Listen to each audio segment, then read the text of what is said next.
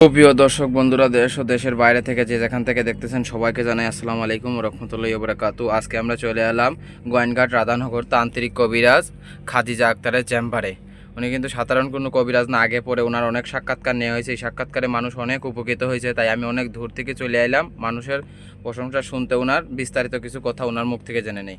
আসসালামু আলাইকুম আপু। ওয়ালাইকুম সালাম।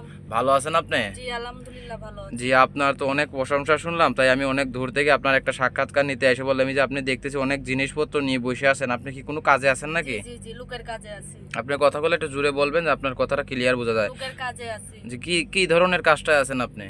মালয়েশিয়া থেকে একটা ছেলের প্রতি একটা মেয়েকে বাধ্য করব। জি, কাজটা কি আমরা দেখতে পারবো? জি দেখতে পারবেন, ভয় পাবেন না। আচ্ছা ঠিক আছে, তাহলে আপনি কাজটা শুরু করেন, আমরা একটু দেখি। দর্শক বন্ধুরা আপনারাও সাথে থেকে দেখেন দেখেন এখন কাজটা উনি শুরু করতেছে। ওই টিপরে বান পাগলা বান গুন বান নষ্ট বান চালানি বান দেখেন দর্শক বন্ধুরা, উনি কিন্তু মন্ত্র বলতেছে, দেখেন দেখেন দেখেন উনি কিন্তু দেখেন দর্শক বন্ধুরা, উনি কিন্তু হাজির করতেছে। দেখেন দর্শক বন্ধুরা, অলরেডি কিন্তু একটা আগুন এসে পড়ছে।